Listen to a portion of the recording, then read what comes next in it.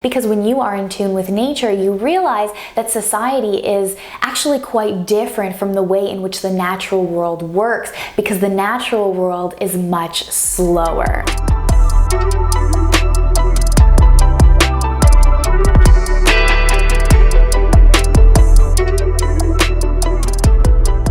Hello lovely feminine women, welcome back to the channel. Thank you for being here. Thank you for leaving me a comment on any video that you like and also hitting the like button.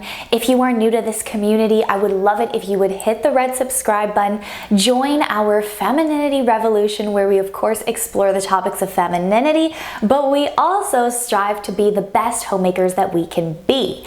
My name is Cynthia. As you can tell by the title of the channel, I am a millennial homemaker and I'm a former Miss Earth Canada.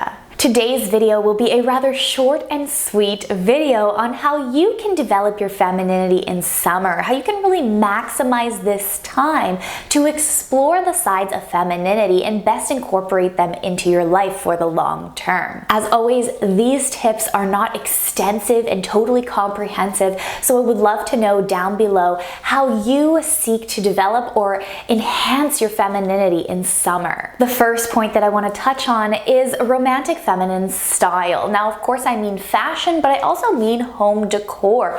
The feminine is very in touch with the visual as well as the way in which her surroundings make her feel. That being said, romantic feminine style in terms of your fashion is an excellent way to explore your femininity because you're incorporating different types of colors and textures into your wardrobe. And if you're like me and you gravitate more towards the classic archetypes of femininity, veering more towards the romantic types of archetypes of femininity during the summer is an excellent way to begin to explore what elements you like of that archetype and begin incorporating it into your everyday life in the colder seasons for the long term.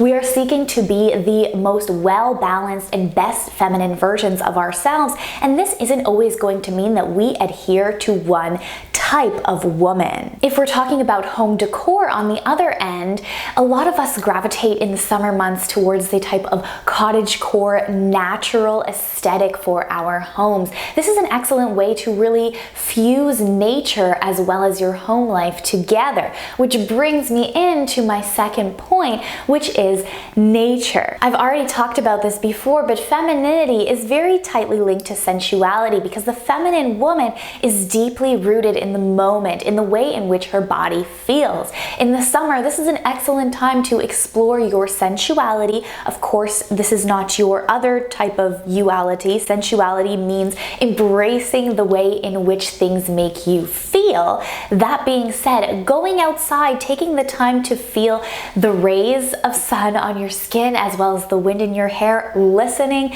to the birds and the other sounds of nature can really help you become more in tune with your sensual feminine side. We also know that nature and creativity go together. Therefore, nature is actually a very feminine thing.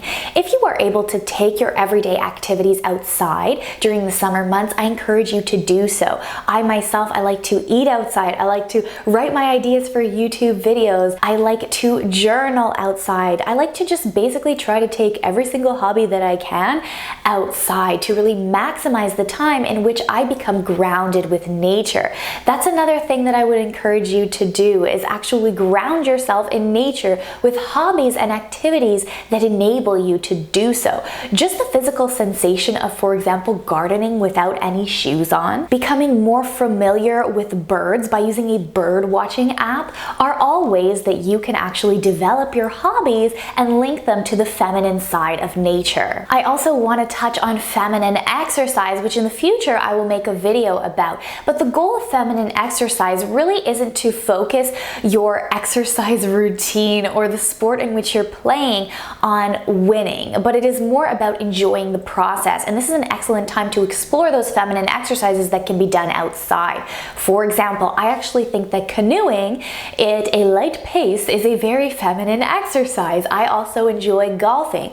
And when you hear me say golfing, you definitely think of the masculine inside of golfing, but if you are doing it in a social setting and you're doing it at a leisurely pace, it can actually be very feminine because it is not so intensive, and you are again in nature, but you are not exerting yourself so much as long as you're doing it for leisure and you're not doing it for sport. But if you want to do it for sport, I do not hold that against you. I am just talking about feminine exercise here and the ways in which you can do it in a feminine way. This leads me into my third point, which touches upon the social aspect of femininity. As you have heard me harp on and on this channel, femininity is tightly linked with social interaction. Feminine women are really the backbone of our communities. There are so many ways in summer that we can fuse nature, the outdoors, the weather with the social aspect of our lives.